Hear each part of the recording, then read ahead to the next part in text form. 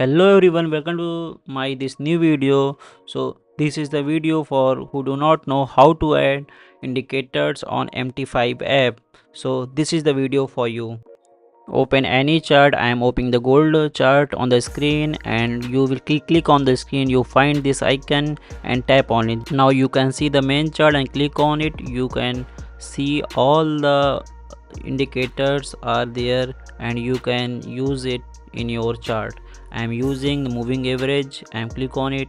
Now change the period. I am using 9 EMA and I will type it 9 and I will go for the color. I am choosing red only and it's done. Now you can see on the chart it 9 EMA is had added on my chart, and I will do it again. Now I am adding 15 EMA on my screen, so I will click on the moving average. As same step I follow, change it into the 15, and I also change the color because I use the red one in 9 EMA. And if you use the same color, you cannot differentiate which one is the 9 EMA and 15 EMA. And now you can see the red one is the 9 EMA and blue one is the 15 EMA.